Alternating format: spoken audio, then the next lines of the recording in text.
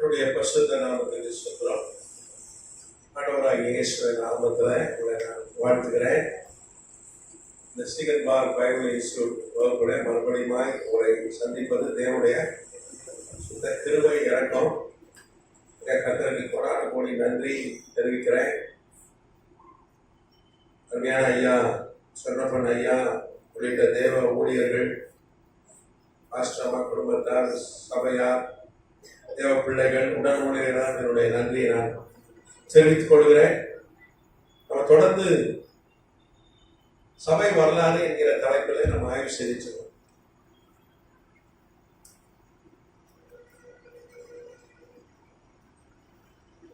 Search history.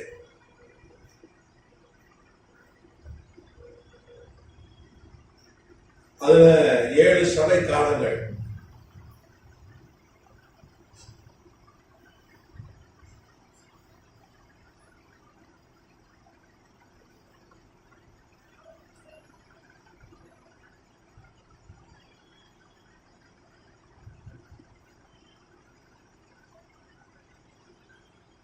ஏழு சபை காலங்கள் சொல்லிட்டு நம்ம பார்த்துருக்கோம். இது வரைக்கும் 4 சபைகளை பார்த்துட்டோம். 5வது சபை, 5வது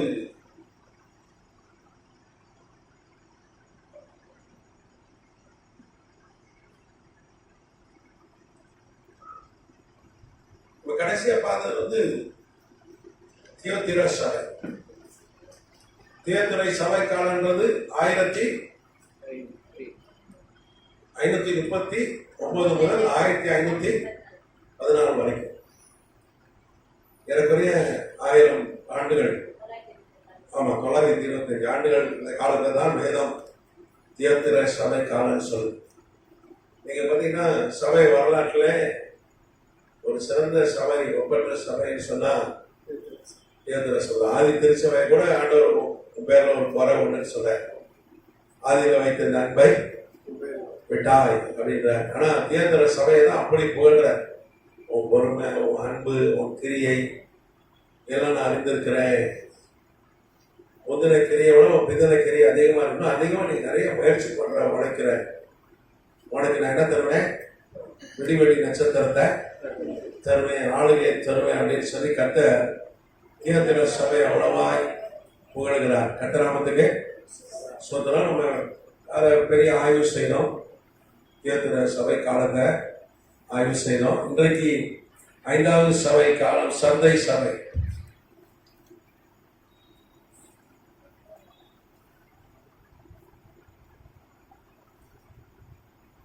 சர்தை சபை காலம் பார்த்தீங்கன்னா 1515 முதல் 1798 கிபி வரைக்கும்.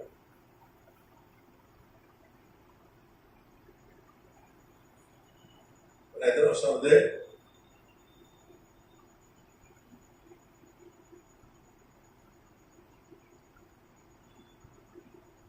283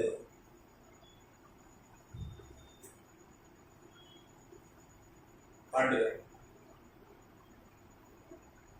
இதுதான் வேத பண்டிதர்கள் அவங்க சர்தை சபை காலம் என்று இதான் சொல்றாங்க. கர்த்தராமத்துக்கு ஸ்தோத்திரம். நீங்க பாத்தீங்கன்னா வெளிப்படுத்துற விசேஷம் 3 அதிகாரம்.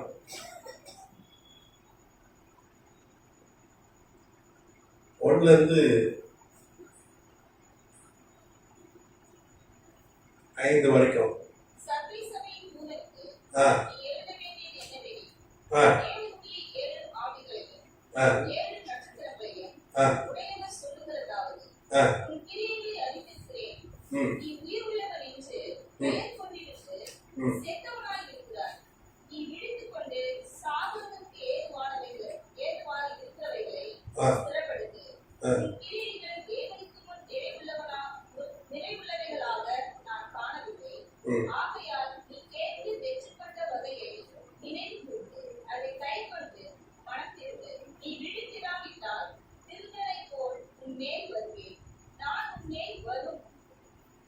தேவையை அறியாதிருப்பாய்.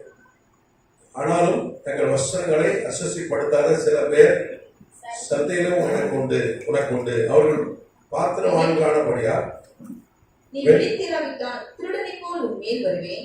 நான் உன் மேல் வரும் வேலையை அறியாதிருப்பாய்.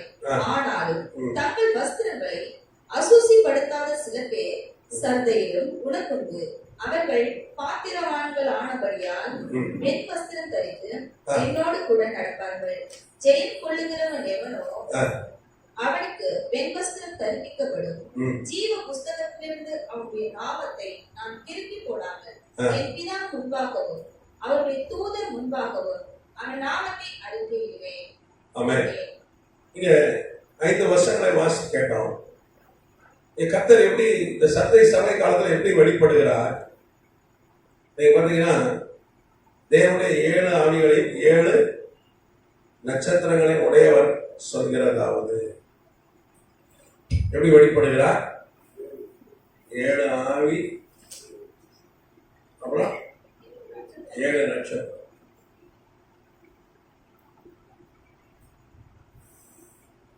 உடையவர் இப்படியா தன்னை அடையாளம் காண்பித்துக் கொள்கிறார். 7 ஆவியானது பரிசுத்த ஆவியானவரை குறிக்கிறது. அதுக்கப்புறம் 7 நட்சத்திரங்கள் பார்த்தீங்கன்னா யோவான் வெளிப்படுத்த விசேஷம் 1 அதிகாரம் 20 வசனம் வாசிங்க. வெளிப்படுத்த விசேஷம் 1:20. 7 நட்சத்திரம் எதை குறிக்கிறது? ஊழியர்கள். நீ கண்ட 7 நட்சத்திரங்களின் ரகசியத்தையும் 7 பொன் குத்து விளக்குகளின் ரகசியத்தையும் எழுது. அந்த 7 நட்சத்திரங்களும் 7 சபையின் தூதர்களாம். 7 சபை தூதர். 7 சபை தூதர்னா 7 சபை தலைவர்கள், ஊழியர்கள், தேவதூதர்கள் அல்ல. ஏன்னா நீங்க வெளிப்படுத்தின விசேஷம் 2ஆம் அதிகாரத்துல கர்த்தர் சபை தூதனுக்கு என்ன சொல்றாரு? நீ மனம் திரும்புன்னு சொல்ற. தேவதூதருக்கு மனம் திரும்புதல் கிடையாது.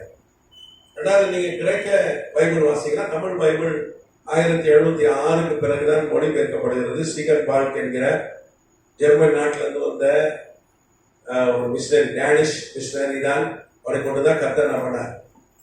நமக்கு தமிழ் பைபிளை மொழிபெயர்த்து கொடுத்தார். கர்த்தர் நாமத்துக்கு சொந்தம். 1719 தான் வந்து அந்த அவர் மறிச்சு போனார் ஸ்டீகன் பால். அது வரைக்கும் அந்த பணிகளை செய்தார். ஹிந்தியில, உருதுல, தெலுங்குல இதெல்லாம் மொழிபெயர்க்கப்பட்டது. கர்த்தராமத்துக்கு சொந்தம். அப்போ இந்த கிரேக்க மொழியில வார்த்தை என்ன சொல்றது? அது தேவதூதனை குறிக்கிறது, தேவ ஊழியனை குறிக்கிறது. அப்ப இந்த 7 நட்சத்திரங்கள் யாரை குறிக்கிறது? ஊழியர்களை குறிக்கிறது.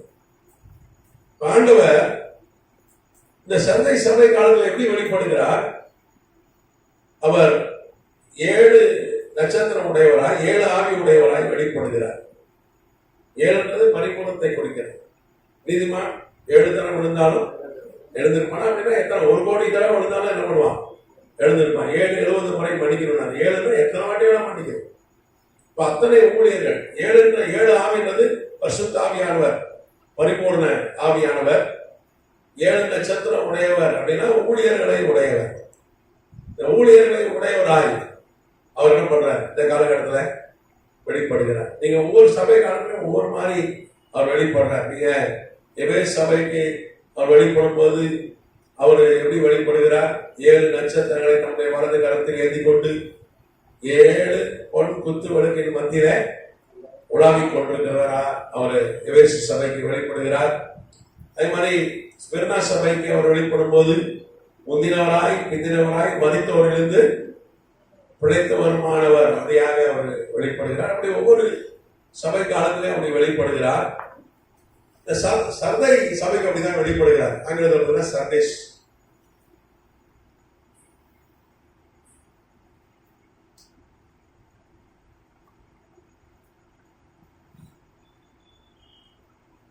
இங்கே முதலாம் வசனம் வெளிப்படுத்த விசேஷம் 3:1 ஆண்டவர் சொல்றார், நீ உயிர் உள்ளவன் என்றும் பெயர் கொண்டிருந்தும் செத்தவனாய் இருக்கிறார். சபையை பார்த்து என்ன சொல்றார்? நீ ஒரு செத்த சபைன்னு சொல்ற.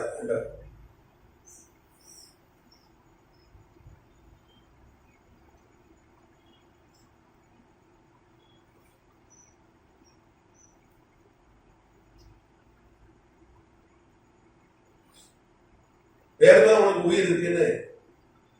ஆனா சந்தை சபை எப்படி இருந்தது? ஒரு செத்த சபையா இருந்தது.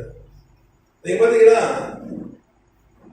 அன்றைக்கு 1514 பிறகு லியோன்னு ஒரு போப் இருந்தான். லியோ அன்னைக்கு போப்மாருடைய ஆளுகையில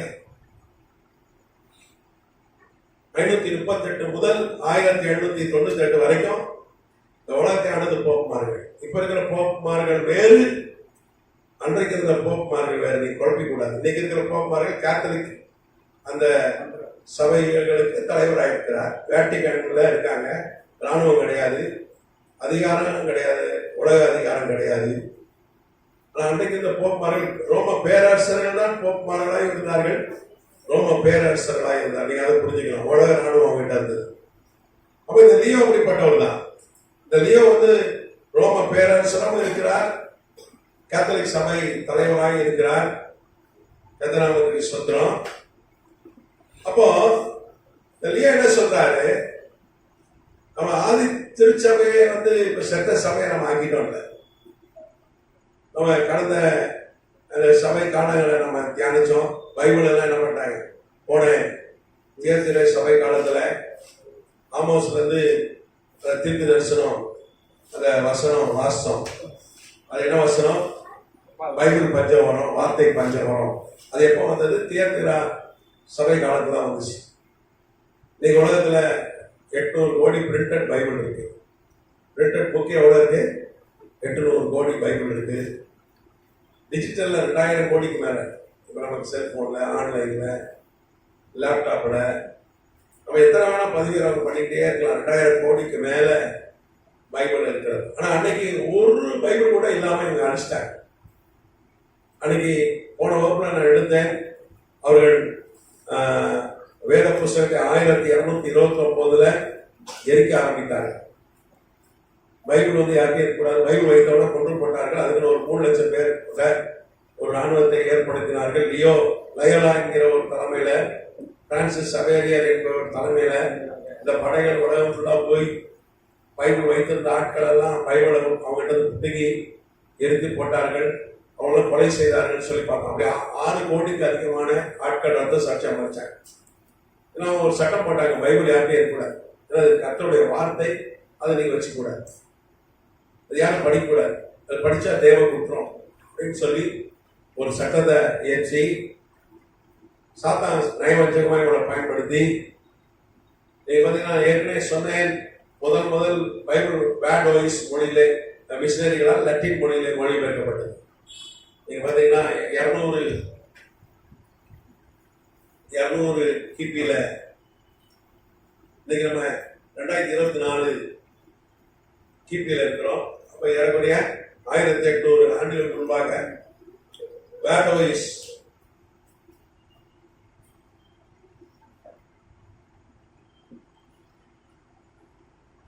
பைபிள், இது லத்தீன் பைபிள், லத்தீன் மொழிபெயர்.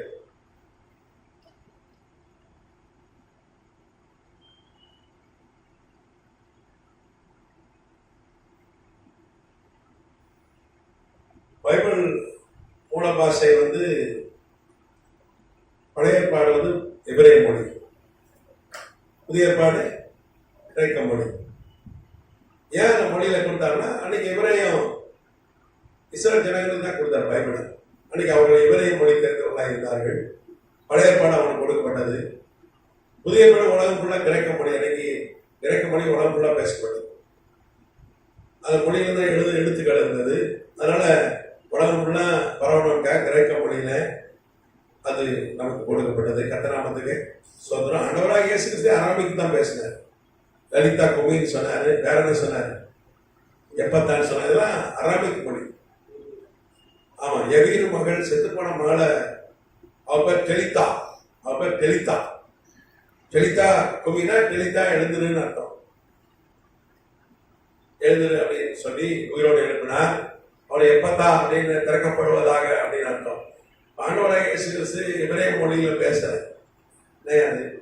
அவருக்கு எபிரேயம் தெரியும்.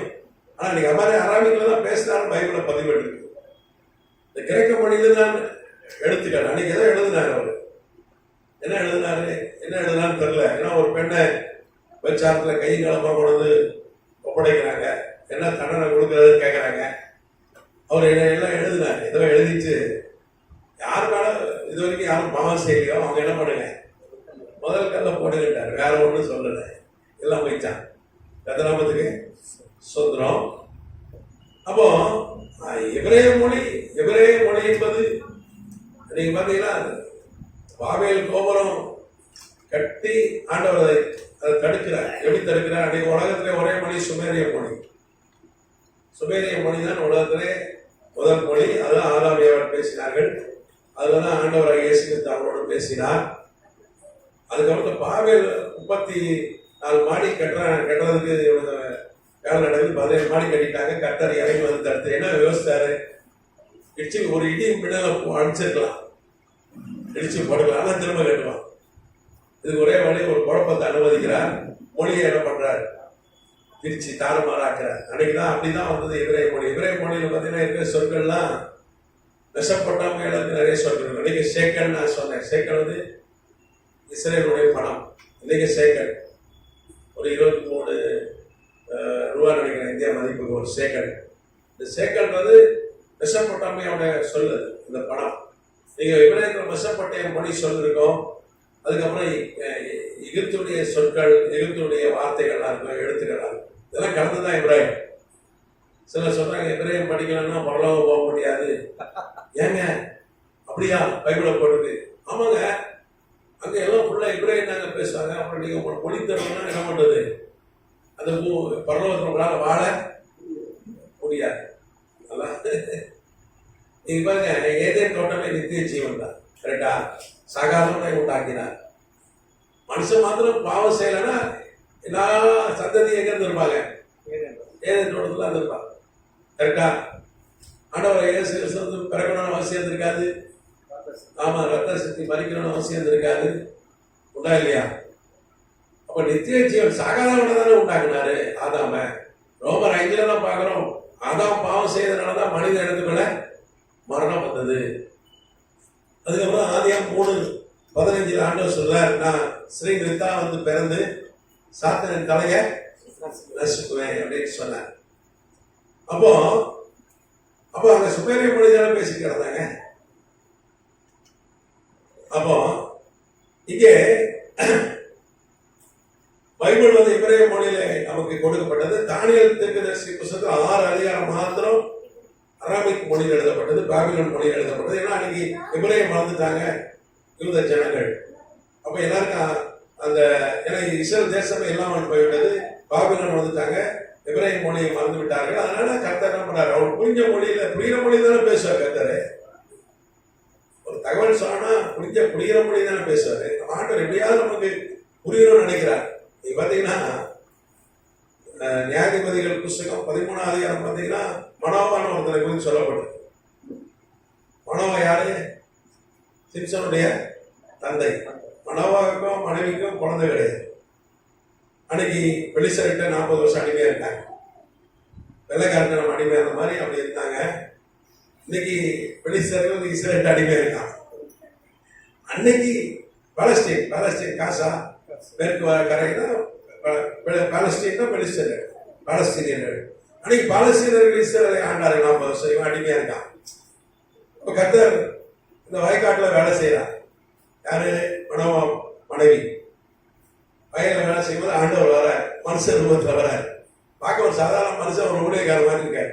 வந்து சொல்றாருமா, உனக்கு ஒரு குழந்தை பிறகுமா, ஒரு ஆம்பளை பையன், நீ என்ன பண்ணணும்? அவனை நசரனா வளர்க்கணும். முடிய தலையில கத்தி, சவர கத்தி படக்கூடாது. அவன் தீட்டுள்ளதை ஒன்றும் சாப்பிடக்கூடாது. எப்படி வளர்க்கணும்னு சொல்லி ஒரு பெரிய விளக்கம் கொடுக்குறேன்.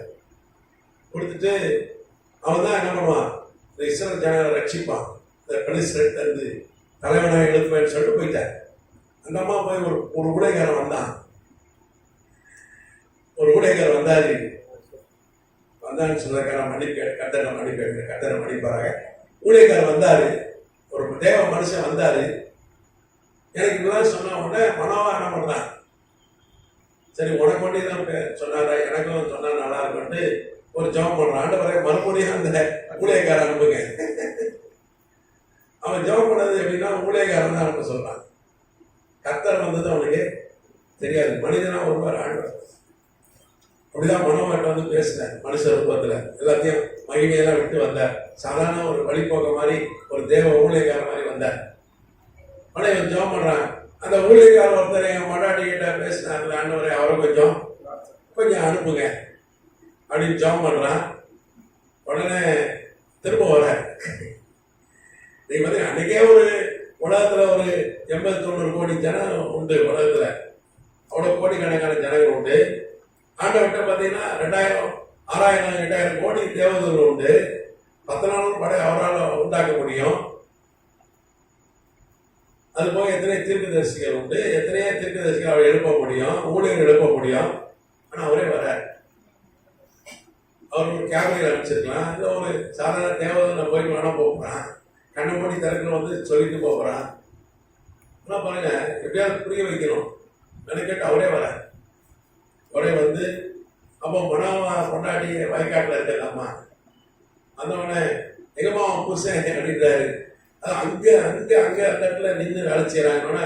போய் கூப்பிட்டு வரணும், ஓடி போய் கூப்பிட்டு வரா. அதுலேயும் காத்திருக்கிறார். வெயில வயக்காட்டில் என்ன சோஃபா செட்டாக இருக்கும், அப்படியே வெயில் தான் அடிக்கும். ஏதோ மரங்கள்லாம் இருக்கும். ஏன்னா கோதுமை விவசாயம், கோதுமை விவசாயம், அங்கே எல்லாம் திராட்சை தோட்டம். அங்கே அப்படியே வெயிட் பண்ற வேலை வெட்டிலாம் விட்டு அங்கே துளிச்சுட்டே இருப்பாங்க 24 மணி நேரம். இங்கே ஒண்டியே கால் கடுக்க நிற்கிற மாதிரி நின்றுட்டு இருக்காரு. அவன் அங்கேருந்து ஓடி வரான். அப்போ தூரத்துல இருந்து பார்ப்பாள், இல்லைன்னா இங்கேயே கூப்பிட்டுருப்பாளே, குரல் கொடுத்து கூப்பிட்டுருப்பா. ரைட்டா? அப்போ கொஞ்சம் தூரத்துல 1/2 கிலோமீட்டர் தான் கூட கூப்பிட்டுருப்பா. அன்னைக்கு இருக்கிறவங்களாம் தொண்டை பெருசு. கரெக்டா? நீங்க தொண்டை பெருசு தான் சண்டை போட போது. எங்கிருந்து அவனோட பவர் வருதுன்னு தெரியல. டிங் முழக்கத்தின் புத்திரர்கள் குமாரத்திகளாயிரும். அதனால வரவே வராது. தோத்திரம் சொல்லுங்க, காத்து வருது. சரி, அப்போ அந்த அம்மா குரல் விட்டு ஐயா வாங்க அப்படின்னா ஓடி வந்திருப்பாரு. அன்னைக்கெல்லாம் வேகமா நடப்பா, வேகமா வருவான். இன்னைக்கு நம்மளா நடக்கிறதுக்கும் ஓடுறதுக்கும் இருக்கும் பழக்கம் இல்லை. உட்காந்தே கிடக்க நம்ம இன்னும் கொஞ்ச நாள் நடக்கிறதே மதுரம் போடுது. அவனுக்கு சக்கரை நாட்டில் வர காலம் அப்படின்னா ஃபுல்லா ஐடின்னு உட்காந்து ஒரு குடும்பம் ஆபீஸ் போனாலும் உட்காந்து இருக்கிறான். நடமாடுறதுலாம் இல்லவே இல்லை. கொஞ்ச நாள் வச்சுதான் அவனுக்கு வந்து வண்டியில் வச்சு தான் தட்டு வரணும் போல இருக்கு. இங்க வர ஜென்ரேஷனை நடக்க மாட்டீங்க. எத்தனாமத்துக்கு சோத்திரம். அவர் ஓடி வராரு. அது வரைக்கும் இவர் காத்திருக்காரு. ஆண்டவர் வந்தவொடனே சொல்லுங்க அப்படின்னு சொல்லி தேவ ஊழியக்காரன் நினைச்சிட்டு இருக்காரு. உடனே அவர் திரும்ப சொல்றாரு, ஆண்டவர் பாருங்க மனக்கட்டு ஏற்கனவே மனைவிட்ட ஒரு வாட்டி தலைப்பாடா சொல்லியாச்சு. கணவர்கிட்ட சொல்றாரு. சொல்லிட்டு நான் கிளம்புறேன்றாரு. அவன் சொல்றாரு, எங்க உங்க பேரை சொல்லுங்க, இது நடக்கும்போது நாங்க என்ன பண்ணணும்? ஆமா நன்றி சொல்லணும், பேரை சொல்லுங்க, மற்றவங்க சொல்லணும்னு பேரை என் பேரை நீ கேட்பானேன்னு சொல்லிட்டு, அப்போ ஏதாவது சாப்பிட்டாலும் போங்களேன், கொஞ்சம் விருந்து தயார் பண்ணிடணும்னு நீ தகன பண்ணி செலுத்துட்டார் ஆட்டோக்கு. ஆனால் அவன் ஓடி போய் ஒரு ஆட்டை பிடிக்கான். யோசிச்சு ஒரு ஆட்டை பிடிச்சி அதை வெட்டி கறிக்கடையில் போய் ஒரு 1/2 கிலோ கறி வாங்கிட்டோன்னா அரை கிட்டுக்கிட்ட இருக்கு. ஏன்னா அவன் உட்காந்து வெட்டி தரணும். கரெக்டா? இவரோட ஒரு ஆட்டை பிடிச்சி உரிச்சு வெட்டுறதுக்கு எவ்வளோ நேரம் ஆயிருக்கும் யோசிச்சு பாருங்க. அது ஒரு 1 ஹவர் ஆயிருக்கு. அப்புறம் அதை சமைக்கணும். இன்னைக்கு தான் கேஸ் அடுப்பு, அவர் வேற எல்லாம் இருக்கு, இண்டக்ஷன் இருக்கு, மைக்ரோவேவ் ஓவன் இருக்கு, வேற என்னென்ன வந்துச்சு இன்னைக்கு. அப்படிதானே? ஒவ்வொரு சட்டியும் 4 பர்னர் 6 பர்னர்லாம் வந்துச்சு. பட்டு சமைச்சது. அன்னைக்கு அப்படி இல்லை. விறகு வச்சு என்ன பண்ணோம், ஒவ்வொரு இன்னைக்கு ஒரு தீப்பெட்டி இருந்தது. அன்னைக்கு மண்ணில் ஊற்றி டக்குன்னு குளத்துல இருக்கு ஒரு அன்னைக்கு தீப்பெட்டி இருந்தது. நெருப்புக்கு அதுக்கு ஒரு இதாக வழி வச்சிருந்துருப்பாங்க. கல் நெருப்பு அப்படியே ஏதாவது வச்சிருப்பாங்க. துணியே கண்டினியூஸா இருக்கும். அப்போ அப்படி நெருப்பு போட்டு ஒரு 1/2 நாள் மேல ஆயிருக்க போல இருக்க. அவ்வளவு வேலை ரெட்டிலாம் விட்டுட்டு வந்து தூதர்கள் 24 தூசிட்டு இருப்பான். சிங்காசனத்தில் உட்காந்துருக்கார் தேவன். ஒருத்தருக்கு தெளிவா புரியணுக்காக வந்து எவ்வளவு மெனக்கெட்டு வந்து சொல்லிட்டு போனார்.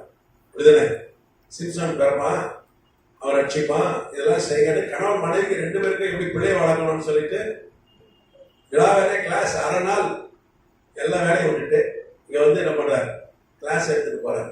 இப்ப கர்த்தர் பாருங்க, தெளிவாய் தெளிவாய் பேசுகிறவர். அதனாலதான் என்ன மொழி புரியுமோ அந்த மொழியில பேசுவார். கர்த்தராமத்துக்கு சோதனை மொழியை உண்டாக்குனது அவர் தானே. அப்போ லத்தீன் மொழியில, அது வரைக்கும் எபிரேய மொழியில பழைய ஏற்பாடு, புதிய ஏற்பாடு வந்து கிரேக்க மொழி. அதுக்கப்புறம் பாத்தீங்கன்னா இஸ்ரா காலத்துல பாபிலோன் மொழியில பழைய ஏற்பாடு மொழிபெயர்க்கப்பட்டது. மல்கியாவுடைய புஸ்தகம் தவிர்த்து அதுக்கு நான் போன வகுப்புல எழுதி போட்டேன் பாபிலோன் தர்க்கம். நோட்ஸ் பாத்தீங்கன்னா போன வகுப்புல எழுதி போட்டேன் பாபிலோன் தர்க்கம். அப்படியே பாபிலோன் மொழியில இஸ்ரா காலத்துல பழைய ஏற்பாடு மொழிபெயர்க்கப்பட்டது. அதுக்கப்புறம் பாத்தீங்கன்னா பழைய ஏற்பாடு முழுக்க 132 கிபியில 132 ஏடியில எகிப்துல பிலடெல்பியஸ் 2 ஒரு அரசன் தான். டோலமி 2 பிலடெல்பியஸ் ஒரு கிரேக்க அரசன் தான். அவன் வந்து அலெக்சாண்டர் வழியில வந்த அரசன். அலெக்சாண்டர் மறித்து போன பிறகு 4 தளபதிகளுக்கு பிரிச்சு கொடுத்தான் உலகத்தின் ஆளுகைய. அதுல ஒருத்த பேர் டோலமி. அவன் வந்து எகிப்து சாம்ராஜ்யம் அவனுக்கு. அங்கதானே அலெக்சாண்டர் அடக்கம் பண்ணாங்க. இன்னைக்கு கெய்ரோன்னு ஒரு பட்டணம் இருக்கு, எகிப்து தலைநகரம். அதுதான் அது பழைய பேர் வந்து அலெக்சாண்டரியா. ஏன்னா அலெக்சாண்டர் கடற்கரைக்கு அலெக்சாண்டர் மாமன்னனுடைய கடற்கரை எங்க இருக்கு, எகிப்துல தான் இருக்கு. அதன் நினைவா ஒரு பட்டணம் கட்டினான், அதான் கெய்ரோ. இந்த கெய்ரோ பட்டணத்துல ஒரு பெரிய லைப்ரரி கட்டினான் டோலமி 2 பிலடெல்பியஸ். அவன் கிறிஸ்தவன் கிடையாது, அவன் விக்கிரகாரக்காரன். விக்கிரகாரர்கள் எதை வணங்குவாங்க, நிறைய அந்த விக்கிரகங்களை ஸ்பெஷல் நிறைய விக்கிரகம் வணங்குவாங்க. மெர்க்குரி இந்த மாதிரி நிறைய. அதுக்கப்புறம் சிஎஸ் நிறைய விக்கிரகங்களை வணங்குறவர்கள். அப்போ அந்த கிரேக்க அந்த விக்கிரகம் வணங்குற அந்த ராஜா அவன் என்ன பண்றான், ஒரு பெரிய லைப்ரரி கட்டுறான். நம்ம போற்றுப்படுத்த மிகப்பெரிய லைப்ரரி, ஆசிரியர் பெரிய லைப்ரரி என்று சொல்கிறார்கள். யாரும் பார்த்துருக்கீங்க லைப்ரரியா, பெரிய லைப்ரரி. அந்த மாதிரி ஒரு உலகத்திலே பெரிய லைப்ரரி கட்டுகிறான். அதுல அவன் சொல்றான், பைபிள் இல்லைன்னா லைப்ரரி இல்லை. பைபிள் அன்னைக்கு பிரபலமான புத்தகம், அன்னைக்கு நம்பர் 1 தான். அதனால என்ன பண்றான், பைபிளை வந்து கிரேக்க மொழியில எனக்கு மொழிபெயர்த்து கொடுக்கணும்னு சொல்றேன். 132 கிமுல பிசியில கிரேக்க மொழியிலே பைபிள் மொழிபெயர்க்கப்பட்டது. அது பழைய ஏற்பாடு. அன்னைக்கு பழைய ஏற்பாடு தான், புதிய ஏற்பாடு இல்லை. புதிய ஏற்பாடு முதல் புத்தகமே 45 கிபி 45 AD. அது யாரை கொண்டு கர்த்தர் முதல் புத்தகத்தை கொடுத்தாரு, யாக்கோபு. ஆமா, யாக்கோபு எழுதின நிருபம், அதுதான் முதல் புத்தகம் புதிய ஏற்பாடுல ஃபர்ஸ்ட் புக்கு. அப்போ மல்கியா பாத்தீங்கன்னா 430 430 பிசி 430 கிமுல மல்கியா. அதுக்கப்புறம் இந்த புத்தகம் எழுதப்படல. அதுக்கப்புறம் ஒரு 300 ஆண்டுகள் கழித்து அந்த பழைய ஏற்பாடு கிரேக்க மொழியில மொழிபெயர்க்கப்பட்டது. அது பேர் கிரீக் செப்டுவாஜென்ட். அது பேர் என்னது, கிரீக் செப்டுவாஜென்ட். போன இதுல எழுதி போட்டானா நோட்ஸ் வச்சிருக்கீங்க, போன வகுப்புல எழுதி போட்டானே.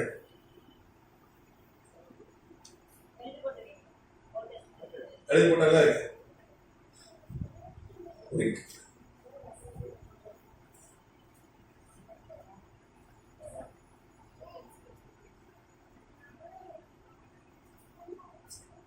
அப்ப கிரேக்க மொழியிலே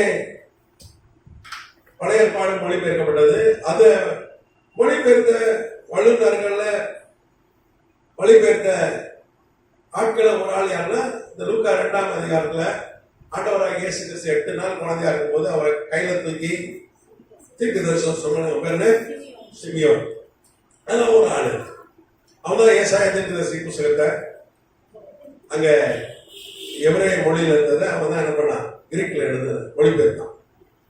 அப்பதான் ஒரு டவுட் வந்துச்சு, ஒரு கண்ணி ஏசாயா 7ஆம் அதிகாரத்துல ஒரு கண்ணி கர்ப்பவதியாகி ஒரு குமாரனை பெறுவார் அப்படின்னு ஒரு வார்த்தை இருக்கு. அவனுக்கு டவுட் வந்து அதுக்கு கண்ணி கர்ப்பவதியாவா? ஏன்னா அன்னைக்கு தோல் சொல்றதுதான் பைபிள் எழுதினார்கள். 2 வருஷத்துக்குள்ள தோல் சொல் கெட்டு போயிடும், எழுத்துலாம் அழிஞ்சிடும். அதனால என்ன பண்ணாங்க, நகல் எடுத்து காப்பி எடுத்துக்கிட்டே இருப்பாங்க. 2 வருஷத்துக்குள்ள அதை எடுத்து இன்னொரு தோல் சொல்ல எழுதுவாங்க. அப்ப அப்படி எடுத்து எழுதும் போது ஒரு தவறு ஏற்பட்டுக்குமோ, ஒரு இளம் பெண் கர்ப்பவதியாகி குமாரனை பெறுவான்னு பதிலாக ஒரு கன்னி கர்ப்பவதியாகி குமாரனை பெறுவாள் என்று எழுதப்பட்டிருக்குமோ நம்ம டவுட் அவருக்கு. இன்னைக்கெல்லாம் நம்ம இப்போ இன்டர்நெட்ல தேடுறோம், கூகுள் தேடுறோம். கூகுள்ல பெரும்பாலும் வந்து அது தப்பா தான் சொல்லணும். ஒருத்தர் ஏஐ தேடி இருக்கான். அந்த ஏஐ இப்பெல்லாம் வந்து ஆர்டிபிஷியல் இன்டெலிஜென்ஸ், செயற்கை நுண்ணறிவு. இது இப்போ நம்ம எதனால அப்பதான் தேடுறோம். திடீர்னு ஒரு டாக்டர் வேணும், டக்குன்னு கூகுளில் தேடுறோம். முடிவெட்டுற கடை இருக்கா தேடுறோம். அப்படிதான் நல்ல ஓட்டுநர் இருக்கா தேடுறோம். பெட்ரோல் பங்கா எங்கேயாவது புதிய ஊருக்கு போறோமா தேடுறோம். அதே மாதிரி ஒன்று தேடி இருக்கான். போனா சொல்லிருக்கையோ செத்து போய் சீக்கிரம் சாப்பிட்டு செத்தே போயிட்டான். சிலவெல்லாம் கூகுள் என்ன சொல்ல அப்படியே செய்வான். ஒருத்தன் கம்ப்ளைண்ட் கொடுத்துட்டான். இப்போ ரீசெண்டா ஜெமினி ஏஐ அப்படின்றது சொல்லி நீ செத்துரு சீக்கிரம் சாப்பிட்டு இருக்கு. அப்புறம் கம்ப்ளைண்ட் கொடுத்தா அது ஒரு பெரிய இஷ்யூ, நாங்கள் சரி பண்ணுறோம்னு இருக்காங்க. ஒரு பையன் செத்தே போயிட்டான். சில கூகுள் என்ன சொல்லுதோ அதான் கேட்பான். அப்போ இங்கே அன்னைக்கு இந்த சிங்கியனுக்கு ஒன்றுமே அவ்வளோ பெரிய அறிவுலாம் கிடையாது, என்னன்னே தெரில. அப்போ இதுக்கு ஒரே தீர்வு என்ன, ஆண்டவர்கிட்ட கேட்டதா அவர் என்ன பண்ணுவார். ஏன்னா பைபிள் அவருடைய வார்த்தை. அவர் ஜெபிக்கும் போது ஆண்டவர் பேசுறார். கண்ணி கர்ப்பவதியாகி அது நான் வந்து பிறப்பேன், நீ என்ன பார்க்காம என்ன மாட்டேன் சாம மாட்டேன்ட்டார். அதான் அவர் வாக்கு தந்தோம். கிறிஸ்துவ ரட்சகரை பார்க்காம நீ சாக மாட்டேன். அதனாலதான் அவன் 158 வயசு வரைக்கும் உயிரோடு இருந்து ஆண்டவரை கையில தூக்கும் போது அவனுக்கு எத்தனை வயசு கேட்கறேன். வாயில வந்தெல்லாம் பேசுறேன். அவன் டெத் சர்டிஃபிகேட் வச்சிருக்கியா, ஆதாரம் வச்சிருக்கியான்னு கேட்கறான். குரோஷியால தான் அவனுடைய கதை இருக்கு. ஆமா, இந்த மரபணு விஞ்ஞானிகள்லாம் அவன் கடையை உடைச்சு ஆய்வு செய்தாங்க. ஒருத்தன் எத்தனை வயசு வாழ்ந்தா, எப்படி வாழ்ந்தா எல்லாம் கண்டுபிடிச்சிருந்தான். அவ்வளவுதான். ஏன்னா வரலாற்றுல நைசிக் பரசு வரலாற்று ஆசிரியர் இருக்கிறார். அவன் 158 வயசுல தான் இயேசுவை கையில் குழந்தை இயேசு தூக்குனான். வரலாறு சொல்லுது. மரபணு விஞ்ஞானிகள் என்ன பண்ணாங்க, அவனுடைய கடலை உடைச்சி மிச்சக்கெல்லாம் கண்டுபிடித்து அவன் 158 வயசுக்கு வாழ்ந்தான் அப்படின்னு சொல்லி கண்டுபிடித்திருக்கிறாங்க. கத்த நம்பத்துக்கு. அப்போ ஆண்டவர் வாக்கு தட்டம் கொடுத்தா அது நிறைவேறும். 200 வயசுல நிறைவேறினா கூட நீ 200 வயசு வரைக்கும் உயிரோடு இருப்ப. 40 வயசுல வாக்கு தத்தம் என்ன ஆச்சுன்னு 80 வயசுல தான் என் மோசடிக்கே ஸ்டார்ட் ஆச்சு வாக்கு தத்தம். அவன் சொன்னா எல்லாம் போச்சு. ஒரு காலத்துல வாக்குல செய்யல வல்லவனா இருந்தான்னு வேதம் சொல்லுது. இப்ப பேச்சையும் வரல, ஒண்ணும் வரல. வேற ஆளா பாருங்க ஆண்டவர், நான் வீக் ஆயிட்டேன்னா அப்படிதானே சொன்னா. வேற ஆளா பாருங்க, எனக்கு வாக்கிலும் செயல வல்லவனா இருந்தாலும் வேதம் சொல்லுது. அப்போ சில வாசிகள் 22 வருஷம் எகிப்து ஆண்டவன். அவனுடைய தாய், வளர்ப்பு தாய், அவன் பார்வனுடைய குமாரத்தி, அவ மகாராணி அந்த அவன் பேரு ஹாட்ஷேப் சுட். அவ மகாராணி இருந்தபோது அவ பொம்மைக்கு வந்து இவன் ஆட்சி செய்தான். ஐரோப்பாவெல்லாம் இன்னைக்கு எகிப்து சாம்ராஜ்யம் மாறினது காரணம் மோசை போய் யுத்தம் பண்ணி ஐரோப்பாவை பிடித்தான், எத்தியோப்பியாவை பிடித்தான். 27 வயசுல ஆப்பிரிக்காவிலிருந்து ஒரு பொண்ணு கல்யாணம் பண்ணி தூக்கிட்டு வந்துட்டான். அவன் அவ பேர் தர்பீஷ், அவ பேர். அவளை தூக்கிட்டு வந்துட்டான். அதனாலதான் பைபிள்ல போட்டிருக்கு, அவன் சகோதரி மிரியாமும் ஆரோன் என்ன சொன்னாங்க, எத்தியோப்பியா ஸ்திரீ விட்டு அவன் என்ன பண்ணாங்க, குற்றம் சாட்டினாங்கன்னு போட்டு. அவன் 2வது கட்டது மீதியான அரேபிய பேர். அரேபியா வேறு, எத்தியோப்பியா வேறு. கத்தநாமத்துக்கு சொந்தம். அப்போ நீங்க பாத்தீங்கன்னா கர்த்தர் அவனுடைய 80வது வயசுல பெல இளம் போயிடுச்சு. அவதான் தேடி வர. ஆண்டவருக்கு வந்து பெலசாலி வேண்டாம், பெரிய ஞானி வேண்டாம். அவருக்கு பேரையும் பலவீனமான ஆட்கள் தான் வேணும். ஏன்னா ஞானியும் வந்து அப்புறம் நானே வந்துட்டேன். ஆமா, இப்போ மோசையை சொல்ல முடியாது. ஏன்னா செத்து சுண்ணாம தூக்குறாரு. 80 வயசு 4 வயசுல தான் யோவானுக்கே வாழ்வு வந்தது.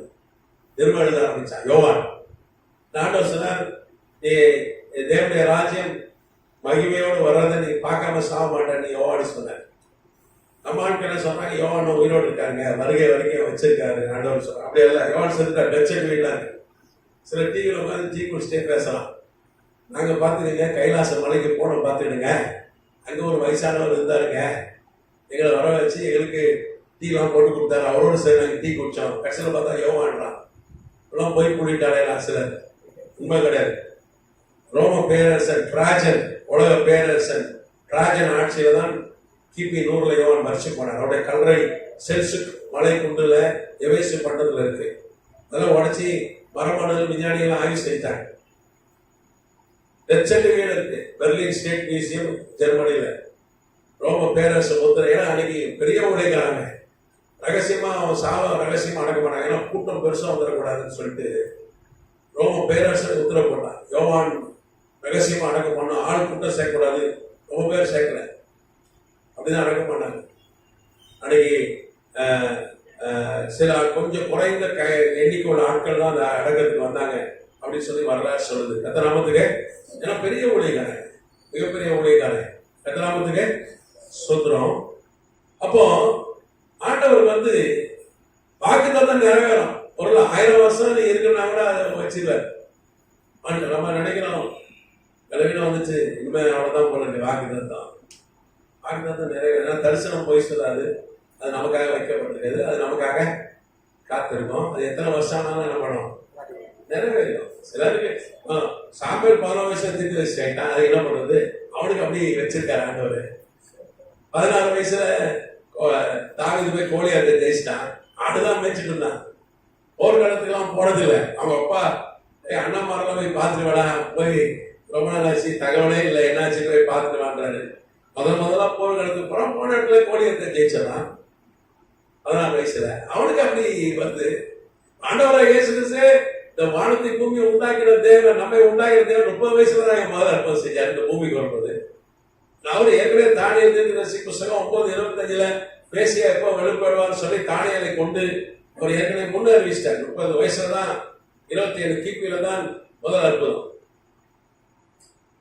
அவரே 30 வயசுல தான் அற்புதம் செஞ்சார். அவர் நினைச்சுதான் கதை சொல்லுவான். நம்மால் சின்ன வயசுல களிமண்ல பறவை செஞ்சார், பறந்து போச்சு, உயிர் வந்துச்சு, அணில் செஞ்சு ஓட விட்டாரு, இப்படி பொம்மைகளை தான் உயிர் உள்ள ஆட்களை மாத்தி விட்டாரு அப்படின்னு சொல்லி கதைலாம் சொல்லுவோம். பைபிள் தெளிவா இருக்கு. யோவான் 2:11 முதல் அற்புதம் இதுதான். பைபிள் சொல்றதுதான் உண்மை, வரலாறு தான் சொல்லுது.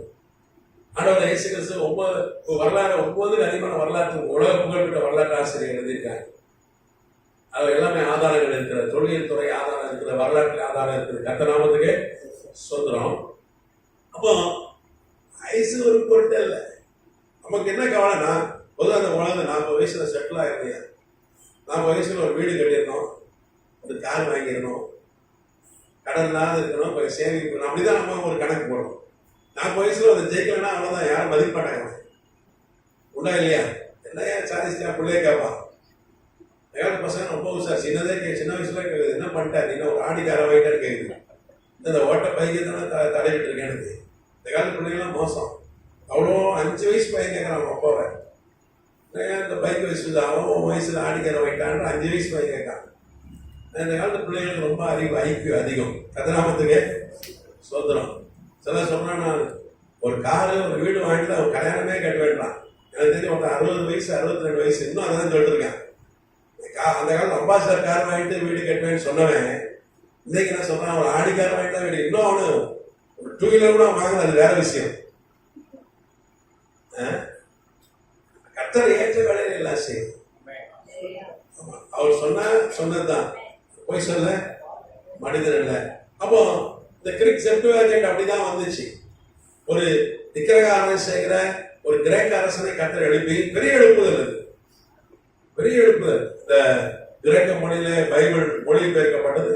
அதுதான் வந்து ஆண்டவராக இயேசு கிறிஸ்து அந்த கிரேக்க பைபிளை தான் எங்க வாசித்தார், நாசரேத்து ஜெப ஆலயத்தில் வாசித்தார். பார்த்தீங்கன்னா அதுதான் வாசித்தார். அன்னைக்கு பவுல் அதுதான் வாசித்தார், சீசர்கள் அதுதான் வாசித்தார். அப்படிதான் வாசிக்கப்பட்டது. இன்னைக்கு பார்த்தீங்கன்னா எபிரேய மொழி இடையில யூதர்கள் மறந்து விட்டார்கள். எபிரேய மொழி இப்போ சமீபத்தில் தான் மீட்டெடுக்கப்பட்டது. ஏன்னா அவன் வந்து இஸ்ரேல் நாடை இழந்து விட்டார்கள், அவர்கள் வெளிநாடுகளை போய் குடியேறிட்டாங்க. கர்த்தநாமத்துக்கு ஸ்தோத்திரம். ரொம்ப சமீபத்தில் தான் எபிரேய மொழி மீட்டெடுக்கப்பட்டது.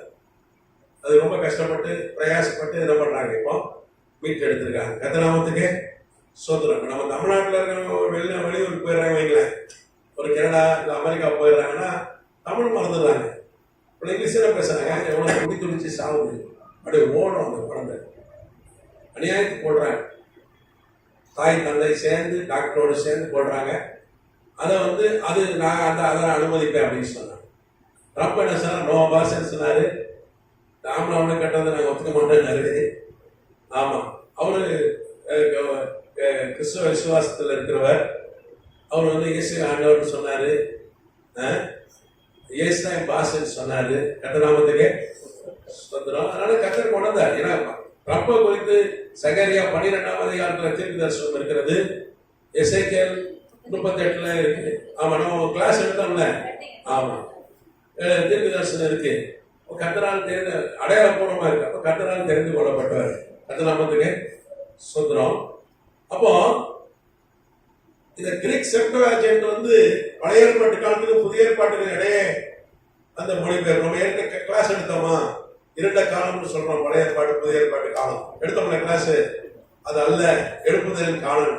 ஏன்னா பொதுவாக என்ன சொல்லலாம், பழைய ஏற்பாட்டும் புதிய ஏற்பாடு இழந்த காலத்துல ஒரு இருண்ட காலம். அன்றைக்கு ஆவிக்குரிய செயல்பாடுகள் இல்லை, சபை செத்து போயிருந்தது, ஊழியக்காரர்கள் இல்லைன்னு நம்ம கதை விடுறான். அது உண்மை இல்லை.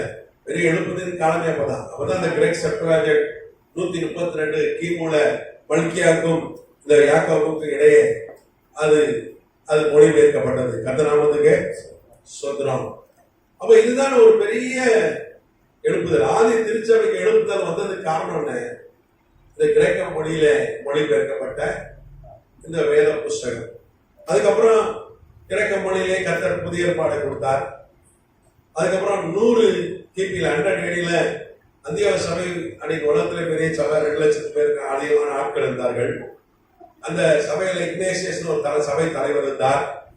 அவர் தான் என்ன பண்ணார், பைபிளை முதல் ஒன்று சேர்த்தார். பழைய ஏற்பாடு முழுக்க ஒன்று சேர்த்தது எஸ்ரா.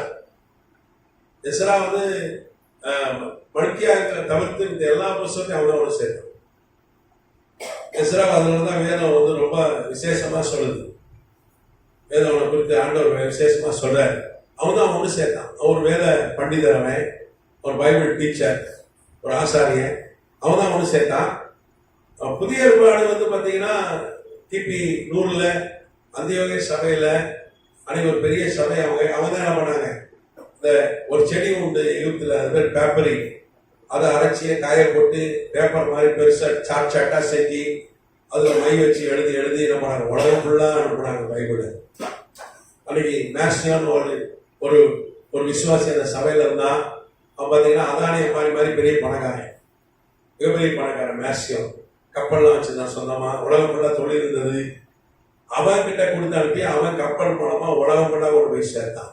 அந்த நமத்துக்கு சொத்துறோம். அப்போ அப்படிதான் இந்த வேடோயிஸ் மிஷினரிமார்கள், ஐரோப்பாவை சார்ந்தவர்கள், அவர்கள்ட்ட போய் கிடைச்சது பைபிள். வேடோயிஸ் மிஷினரிமார்கள்ட்ட அவர்கள் என்ன பண்ணாங்க, அந்த கிரேக்க மொழி புதிய ஏற்பாடு, எபிரே மொழி பழைய ஏற்பாட்டை அவங்க என்ன பண்ணாங்க, முதலா லத்தீன் மொழியில மொழிபெயர்த்தாங்க. லத்தீன் நீங்க பாத்தீங்கன்னா ஏறக்குறைய 1000 வருஷம் லத்தீன் பைபிள் தான் இருந்தது. இங்கிலீஷ் பைபிள்லாம் அப்புறம் வந்ததுதான். ஆங்கில பைபிள், ஜெர்மனி பைபிள்லாம் பிறகு வந்தது. இந்த லத்தீன் தான் உலகக்குள்ள பேசப்பட்டுச்சு. ரோமர்கள் உலகம் தாண்டார்கள், இந்தியா உட்பட. நீங்க பாத்தீங்கன்னா 16ஆம் நூற்றாண்டு தான் செர்ச்சான ஒரு அரசன், அவன் முஸ்லிம் இஸ்லாமிய அரசன், அவன் தான் இந்தியாவை ஆண்டான். செர்சா அவன் தான் இந்தியாவில் ருபீஸ்ன்னு சொல்றோம்ல, அந்த ரூபா அவன் தான் அறிமுகப்படுத்தினான். அதுதான் இன்னைக்கு நம்ம வச்சிருக்கோம். அதுக்கு முன்னாடி பார்த்தீங்கன்னா ரோம நாணயங்கள்லாம் இந்தியாவில் இருக்கு. ரோம நாணயங்கள் இந்தியாவில் புலத்தது. ஏன்னா உலகக்குள்ள அவங்க ஆளுங்க. அப்போ லத்தீன் மொழி எல்லாருக்கும் தெரியும். இன்னைக்கு நம்ம எந்த கிளாஸ் படிக்கிற அப்படின்னா 5th ஸ்டாண்டர்ட் அப்படின்னா இப்படி போடுறோம், அப்படித்தானே? இது லத்தீன். ஆமா, நம்ம படிக்கும் அப்படிதானே போட்டோம். வாத்தியார் அடிச்சு போடுவாரு, ஆன்னு போட்டா இப்படி போடுறாங்க. ஒரு ரீ போட்டு பக்கத்துல ஒன்று போட்டுக்குவார், விட்டா இல்லையா? அது என்ன சொல்றோம், ரோமன் நம்பர்ஸ், ரோமன் நம்பர். கரெக்டா? அது எப்படி வந்தது அப்படிதான். அப்போ நீங்க பாத்தீங்கன்னா லத்தீன் உலகம் ஃபுல்லா இருந்துச்சு, இங்கிலீஷ் இருக்கிற மாதிரி இருந்தது. ஆனால் இந்த லத்தீன் பைபிள்னா பெரிய எழுப்புதல், மிகப்பெரிய எழுப்புதல் ஏற்பட்டது. கர்த்தநாமத்துக்கு ஸ்தோத்திரம். 431 ரோமன் கேத்தலிக் சபையா மாறிச்சு, ஆதித்திருச்சு. அது தூய்மையா இருந்தது. 400 வருஷம் விக்கிரகாராதனையில மரியாதை வணக்கம் கிடையாது. நம்ம எல்லாம் கிளாஸ் எடுத்தோம். 2ஆம் தியோடோசியஸ் என்கிற ரோம கிறிஸ்துவ அரசன் உலகத்தை ஆண்டா. அவன் தான் என்ன பண்ணிட்டான், மரியாதை வணக்கம். சபையில மரியாதையும் ஜெபம் பண்ணணும், ஏசிட்லையும் ஜெபம் பண்ணணும். காணாமூர் கல்யாண வீட்டில் அப்படிதான் அற்புதம் நடந்தது. ஆனால் நீங்கள் என்ன பண்ணுங்க, பெட்டிஷன் பண்ணும்போது 2 காப்பி எடுத்து கொடுங்க, சிங்கிள் காப்பியாக கொடுக்க வேண்டாம். நீங்கள் மரியாதை கொடுத்தீங்கன்னா அவங்க போய் ரெக்கமெண்ட் பண்ணி ஏசப்பாட்ட சொல்லி என்ன பண்ணிடுவாங்க, அற்புதத்தை வாங்கி கொடுத்துருவாங்க அப்படின்னு சொல்லி அப்படிதான் கொண்டு வந்தாங்க. அப்படிதான் மரியாதை வணக்கம் ஒரு ரோமன் கேத்தலிக் சபையா மாறிட்டு ஆதி திருச்சபை இல்லாமல் போய்விட்டது. காட்டிலையும் கோகையிலையும் மழையிலையும் ஒளிஞ்சிருந்து ஆதி திருச்சபை இயேசுவை ஆராதித்தார்கள். விக்கிரக ஆராதனைக்காரர்களா கிறிஸ்தவர் என்று தங்களை அழைத்துக் கொண்டார்கள். அவர்கள் மரியாதை வணக்கம், அதுக்கப்புறம் தேவதூதர் வணக்கம், புனிதர் வணக்கம், சிலை வணக்கம் அப்படி வந்துச்சு. கதநாமத்துக்கு சோத்திரம். 538 ஆட்சியா வேண்ட போயிடுச்சு. அன்னைக்கு போப்பார்கள்லாம் ரோம பேரரசரா மாறிட்டாங்க. அப்படி வந்தவன் தான் இந்த லியோ. அப்போ ஏற்கனவே நான் சொன்னேன், கிரெகோரி என்ற ஒரு போப் இருந்தார்னு சொன்னேன். அவர் தான் பைபிளெல்லாம் 1229 கிபியில போன வகுப்புல 1229 கிபி 1229 ஏடியில பைபிளை ஒழிச்சு போடணும்னு ஒரு சட்டம் கொண்டு வந்தார். ஒரு பெரிய இராணுவத்தை ஏற்படுத்தினார். இந்தியாவில் கூட ஆயிரக்கணக்கான மக்கள் கொல்லப்பட்டார்கள் என்று இந்திய வரலாறு சொல்லுது. நீங்க கோவாலாம் போனீங்கன்னா செத்து போன ஆட்கள், பூனே கோவால அந்த கதை ஆயிரக்கணக்கான மக்கள் பைபிளுக்காக கொல்லப்பட்டவருடைய கதை அங்கேயே இருக்கு. இன்னைக்கு மத்திய எழுதின சுவிசேஷம் இந்தியாவில் இருந்தது. அது பார்த்தீங்கன்னா 56 கிபியில 56 ஏடியில இந்த காணாமூர் கல்யாண வீட்டில் ஒருத்தனை ஆண்டவர் வந்து பார்த்தார். பார்த்தீங்கன்னா அவன் பேர் என்ன, நாத்தான் பேர். அவன் தான் பர்தலை மையம். நான் நாத்தான் வீட்டுக்கு இன்னொரு பேர் பர்தலை மையம். ஆண்டவர இயேசு கிறிஸ்துடைய சீடன். அவன் இந்தியாவுக்கு வந்தான். வரும்போது மத்திய எழுதின சுவிசேஷனோட கொண்டு வந்தான். கொண்டு கிரேக்க மொழியில இருந்து மராத்தி மொழியில அவன் தான் மொழிபெயர்த்து. அன்னைக்கு மராத்தி மொழி தானே பாம்பே, இன்னைக்கு மராத்தி தானே. பாம்பே, பூனே, மகாராஷ்டிரா, கொங்கன் பகுதி, பெங்களூர் இங்கெல்லாம் என்ன பண்ண ஊழியம் செய்து சபையை ஸ்தாபித்து இந்த பைபிளை மத்திய எழுதின சுவிசேஷன் பைபிள் முதல் இந்தியாவுக்கு வந்த பைபிளை தான் அதை கொண்டு வந்து கொடுத்துட்டு இங்கே சபையை சிறப்படுத்திட்டு போனான், ஸ்தாபிச்சுட்டு போனான். அதனாலதான் இங்க எல்லாருக்கையும் மத்திய எழுதின சுவிசேஷன் மராத்தி மொழி பைபிள் இருந்தது. எத்தனாமத்துக்கு சொல்றோம். அதை தான் புடுங்கினாங்க, புடுங்கி எரிச்சு போட்டாங்க. ஆட்கள் எல்லாம் என்ன பண்ணாங்க, அதுக்காக போன ஆட்கள் சாத்தானுக்கு ரொம்ப அருமையான பெட்டான மிஷினரிகள். உண்மைதான், வரலாறு கசக்கும். உண்மை வரலாறு நம்மால் மாத்தி சொல்லிடுறான். இப்போ இந்தியாவில் இருக்கிற பிரபல ஊழியரே சொல்றாரு, அவனும் நல்ல மிஷினரி மார்கள். எதுக்கு சொல்றாருன்னு தெரியல, ஆனா அதான் உண்மை. இன்குசிஷன் ஆஃப் கோவான்னு சொல்லி இந்தியாவிலே ஒரு கருப்பு பக்கம் ஒன்று வரலாற்றில் இருக்கிறார். டாக்டர் ராம் என்கிற இந்திய உலக புகழ்பெற்ற வரலாற்று ஆசிரியர் பதிவு என்ன சொல்லுது, இவர்கள் இந்தியாவிலே 1000 பைபிள் வச்சு தான் கொல்லப்பட்டாங்க. அது பேர இன்குசிஷன் ஆஃப் கோவா. கோவாவிலே வந்து உபத்திரம், கோவாவின் உபத்திரம் சொல்லி பார்க்கிறோம். அப்போ அது காரணம் அன்னைக்கு இவங்க போட்ட சட்டம் தான். அன்னைக்கு போப்பார்கள் பைபிள் எல்லாம் யாரும் வைக்கக்கூடாதுன்னு சொல்லி சட்டம் போட்டு எல்லா பைபிளும் அடிச்சிட்டாங்க. அதுவும் அன்னைக்கு இருந்ததெல்லாம் வந்து வேடோஸ் பைபிள், லத்தீன் மொழி பைபிள் அது எல்லாத்தையும் அடிச்சிட்டாங்க. இப்போ இந்த லியோ வருகிறார். இந்த காலகட்டத்தில் சந்தை சபை காலத்தில் ஒரு பெரிய விழா எடுக்கிறான். இந்த லியோ என்ன விழா எடுக்கிறான், ஆதி திருச்சபை செத்து விட்டது, பைபிள் இடத்தை என்ன பண்ணோம், எரிச்சிட்டோம். பெரிய விழா வைக்கிறான், மிகப்பெரிய பங்கன். சபை நாங்கள் அழிச்சிட்டோம், ஆதி திருச்சபையை அழித்து விட்டோம். பைபிள் உலகத்துல ஒரு பைபிள் கூட இடத்தை அழிச்சிட்டோம். ஒரே ஒரு பைபிளை ஒழிச்சு வச்சாங்க துருக்கியில. இன்னைக்கு இருக்க இஸ்தான்புல் நகர்ல, அன்னைக்கு கான்ஸ்டான்டினோபிள் அந்த நகர் பேர், பழைய பேர். அந்த ஒரு பைபிள் தான் விக்லிஃப் என்கிறவர்கிட்ட கிடைத்து, ஜான் விக்லிஃப் என்கிற ஒரு ஊழியக்கார்ட்ட கிடைச்ச அந்த பைபிள் தான் இன்னைக்கு நம்ம வச்சிருக்கிற இந்த தமிழ்ல, இந்தியில, எல்லா மொழியில இருக்கிற பைபிள். 1948 வரைக்கும் வேற எந்த காப்பியும் கிடையாது. 1948 தான் கும்ரான் தீவுகள், சவக்கடல் அருகில் இருக்கிற கும்ரான் தீவுகளை கண்டுபிடித்தார்கள். பழைய அந்த தோல் சுருள் அப்பதான் கண்டுபிடித்து இந்த பைபிளையும் அதையும் ஒப்பிட்டு பார்த்தா கரெக்டா இருக்கு. அவன் 1948 வரைக்கும் அப்படி பைபிள் இருந்திருக்கு. அப்படி பார்த்தா ஒரே ஒரு பைபிளை ஒருத்தன் உயிரை பணைய வச்சு, சிலர் உயிர் போனாலும் பரவாயில்ல ஒழித்து வைத்து அதை ஜான் விக்லிஃப் கொடுத்தாங்க, இங்கிலாண்டை சார்ந்தவர். அவர் தான் என்ன பண்ணார், அவர் அதன் மூலமா தான் பரவிச்சு. நம்ம போன வகுப்புல ஜான் விக்லிஃபுடைய வரலாறுலாம் பார்த்தோம். கத்தநாமத்துக்கு சொந்தம். அப்போ இப்ப எல்லா பைபிள் அடிச்சாச்சு, ஒரு பைபிள் ஒழிஞ்சிருக்கு தெரியாது. தெரிஞ்ச படைய அமைச்சு அவனுக்கு ஆளுகள் துருக்கியம், இஸ்தான்புல்லும் அவங்களுக்கு தான். அங்க அழிச்சிருப்பானு எரிச்சிருப்பானு. அது கர்த்தர் நம்மளை காப்பாற்றினார், மறைத்து வைத்தார். கர்த்தர் நாமத்துக்கு ஸ்தோத்திரம். இப்ப அவர் சொல்றாரு, இந்த லியோ என்கிற போப் பெரிய விழா பயங்கரமா விழா நடத்துறானுங்க, பயங்கரமா கிராண்டா, அழிச்சிட்டாயா ஜெயிச்சிட்டாயா, பெரிய விழா. சபை செத்து போச்சியா, ஆதி திருச்சபை செத்து போய்விட்டதுன்னு சொல்லி அப்படிதான் அறிவிச்சாரு. தெரிவிச்சு ஒரு பைபிளா அழிச்சிட்டோம் சொல்லி ஒரு பெரிய விழா எடுத்தாங்க. நீங்க போனீங்கன்னா வேட்டிகன்ல அங்க லயலாக்கு ஒரு செலவு வச்சிருப்பாங்க. அவர்தான் வெற்றிகரமா அழிச்சு போட்டாரு. அது சில நீங்க ஆன்லைன்ல பார்க்கலாம். ஒரு ஆள் கீழே கிடப்பான், கையில ஒரு புக் வச்சிருப்பான். அவங்க அப்படியே கழுத்தை வீசிட்டு இருப்பார். அப்படி கீழே ஒருத்தர் கிடப்பான், அவன் ஊழியக்காரன், ஆதித்ய ஊழியக்காரன், கையில ஒரு புக் வச்சிருவான், பைபிள் வச்சிருப்பான். அப்படியே அவன் கழுத்தை வீசிட்டு அப்படியே மாதிரி அவருக்கு ஒரு சிலை வச்சாங்க வேட்டிகன். இது நினைவா. நீங்க வேட்டிகன்ல பாத்தீங்கன்னா அப்படி ஒரு சிலை இருக்கு. நீங்க ஆன்லைன்ல கூட பார்க்கலாம். ஈஸி இதுக்கெல்லாம் போய் தான் பார்க்கணும்னு அவசியம் இல்லை. நீங்க அப்படியே பார்த்துடலாம் ஆன்லைன்ல. இன்னைக்கு நமக்கு அந்த வசதியெல்லாம் இருக்கு. கர்த்தர் ஸ்தோத்திரம். அப்போ அன்னைக்கு ஆதி திருச்சபை செத்து போச்சுன்னு சொல்லி அறிவிச்சாங்க. கர்த்தர் ஸ்தோத்திரம். பெரிய விழா எடுத்தார்கள். ஆமா, யாரும் நீங்க தப்பா நினைக்க வேண்டாம், நினைச்சாலும் அதை பத்தி பிரச்சனை இல்லை. இதான் உண்மை வரலாறு. கர்த்தர் ஸ்தோத்திரம். சரி, அப்போ சபை செத்து போச்சுன்னு அறிவிச்சிட்டாங்க. ஆதி திருச்சபை காணவையா, ஒழிச்சிட்டோம், கொரோனா ஒழிச்சிட்டோம் நாங்க பாத்தீங்களா. அந்த மாதிரி ஆதி திருச்சபை ஒழிச்சிட்டோம், பைபிளை ஒழிச்சிட்டோம்னு சொல்லி எல்லாம் எடுத்தாங்க. கர்த்தர் பாருங்க, இந்த காலகட்டத்துல தான், இந்த சர்தி சபை காலத்துல 1517 கிபியில புராட்டஸ்டன்ட் புரட்சி.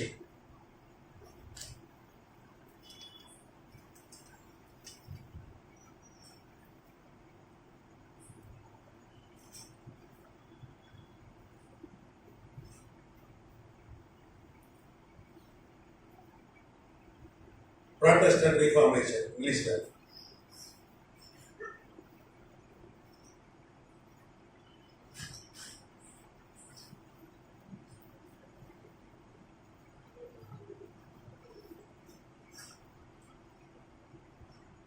கர்த்தர் கட்டளையிட்டார். மார்ட்டின் லூதர்னு ஒரு ஆளை எழுப்பினார் ஆண்டவர்.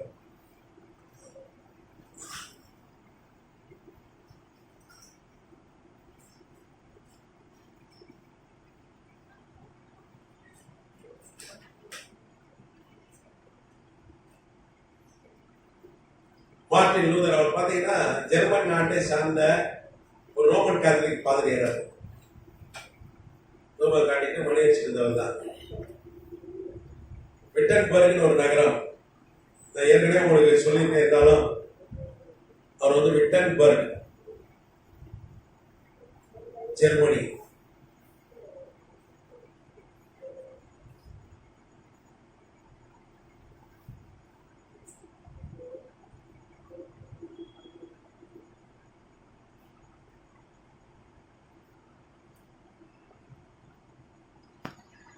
அதுல பாத்தீங்கன்னா all செயின்ட்ஸ் search, all செயின்ட்ஸ்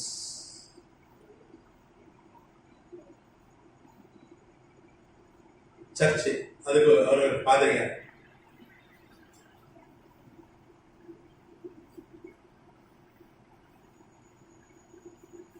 Roman Catholic search இதனுடைய பாதிரியார். நீங்க பாத்தீங்கன்னா அவரு 34 வயசா இருக்கும்போது அவர் 24 வயசுல பாதிரியார் ஆயிட்டார். அவர் எப்படி பாதிரியார் ஆனார்னா, அவங்க இப்ப பெரிய பெரிய அரசியல்வாதி, பெரும்புள்ளி, பெரும் பணக்காரன். சொந்தமா பூமியில இருந்து இந்த பித்தளை எல்லாம் தோண்டி எடுக்கிற இதே வச்சிருந்தாங்க, குவாரியை வச்சிருந்தாங்க, மைனே வச்சிருந்தாங்க. பெரிய பணக்கார வீட்டு பையன்.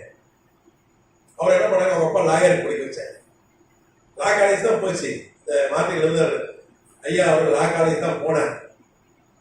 ஒரு நாள் குதிரை வந்துருக்காரு லா காலேஜ் படிச்சு. ஒரு இடி பக்கத்துல டம்முன்னு வந்தது. இடி செல்ல டம்முன்னு பக்கத்துல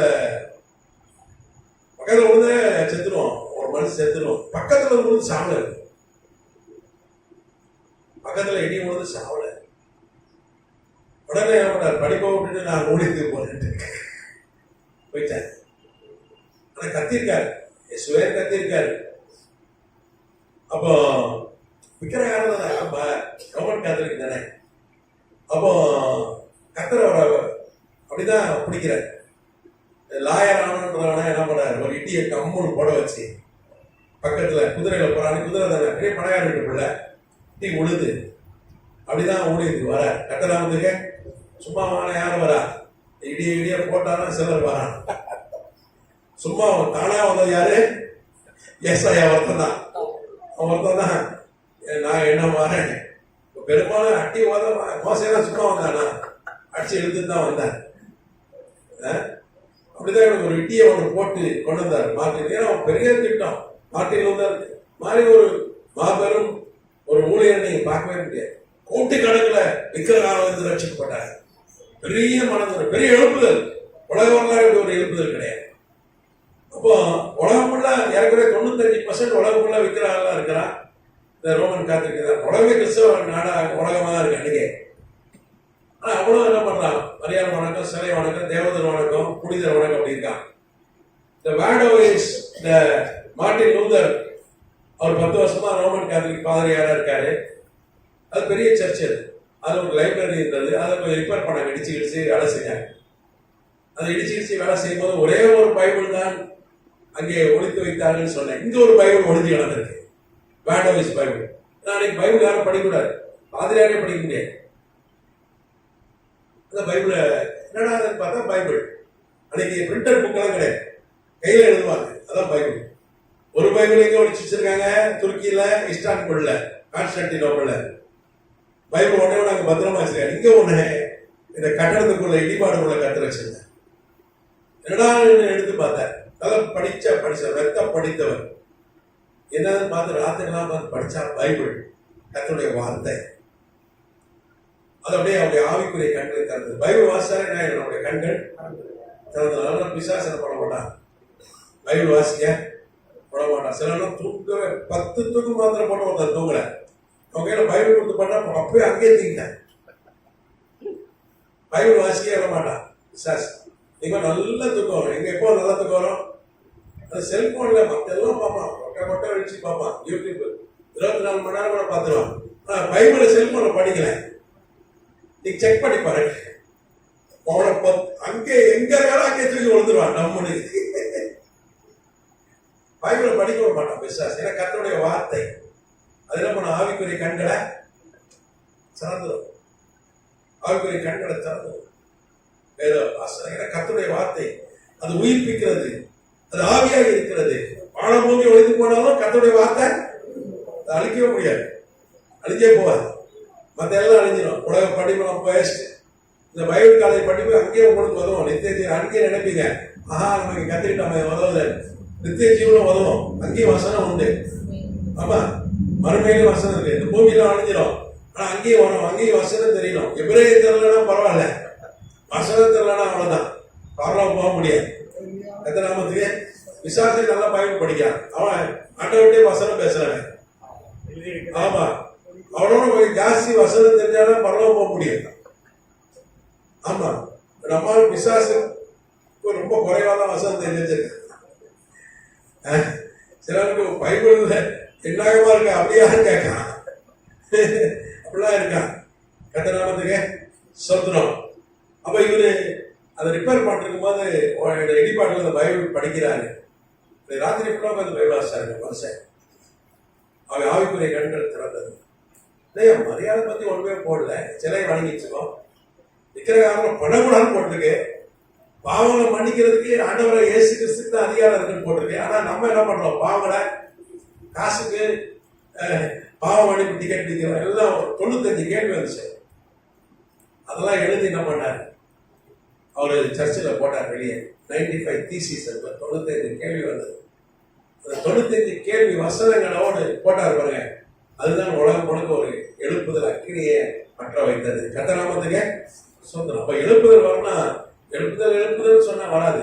வேதத்தை ஒருத்தவன் நல்லா வாசித்து அதை ஆராய்ச்சி அதை கத்துக்கிட்டானா எழுப்புதல் வரும். அவன் வாழ்க்கையில் எழுப்புதல் வரும், இந்த இந்தியாவுக்கும் எழுப்புதல் வரும், உலகத்துக்கும் எழுப்புதல் வரும். சும்மா எழுப்புதல் செலவு, எழுப்புதல் கூட்டான்னு வசனமே தப்பு தப்பா சொல்லிட்டு போயிடலாம். இப்போ எங்கேருந்து எழுப்புதல் வரும்? வசனத்தை கலப்பில்லாமல் பேசி வசனம் தான் ஒரு எழுப்புதலை கொண்டு வரும். கர்த்தநாமத்துக்கு ஸ்தோத்திரம். அப்போ இங்க பைபிள் வாசிச்சார். அவரு 95 கேள்வி வந்துச்சு. கேள்வி கேட்க ஆரம்பிச்சாரு பாருங்க. கோடிக்கணக்கில் ரட்சிக்கப்பட்டாங்க. கோடிக்கணக்கில். இன்னைக்கு பிராட்டஸ்டன்ட் கிறிஸ்தவ, நம்மளும் பிராட்டஸ்டன்ட் ரகத்தை சார்ந்தவர்களா? நீ கேட்கலாம், அன்னைக்கு பாதி திருச்சபை இருந்தது.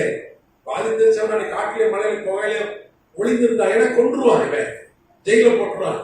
ஒளிந்திருந்தார்கள், அங்கே கத்தரை ஆரம்பித்தார்கள். பப்ளிக்கா வந்து சுவிசேஷம் அறிவிக்க முடியல. ஆனா இந்த ஆளு என்ன பண்ணா? ரோமன் கேத்தலிக் சபையில இருந்து கொண்டு என்ன பண்ணா? எல்லாருக்கும் சுவிசேஷம் சொன்னான். 95 கேள்வி என்ன பண்ணா? நான் பைபிள் வாசம் என்ன அவன் கத்தர் ஒரு பெரிய எழுப்புதலை ஒரே ஒரு மனுஷன் பைபிள் வாசித்தான், அவன் மூலமா கொண்டு வந்தான். கத்தராமத்துக்கு சோதரம். அதான் இன்னைக்கு ப்ராட்டஸ்டன்ட் எழுப்புதல் சொல்றோம், ப்ராட்டஸ்டன்ட் புரட்சி. சரி, அது இந்த சந்தை சபை காலத்தில் நடந்தது. நம்ம டைம் ஆயிடுச்சு. யாரும் போட்டோ எடுத்துக்கிறீங்களா? கம்மி போட்டோ எடுத்துக்கிறீங்கம்மா. இந்த கேள்வி தான் கேளுங்க. நம்ம தொடர்ச்சியா சந்தை சபை வரலாறு படிக்கணும். யாருக்கா கேள்வி இருக்கா?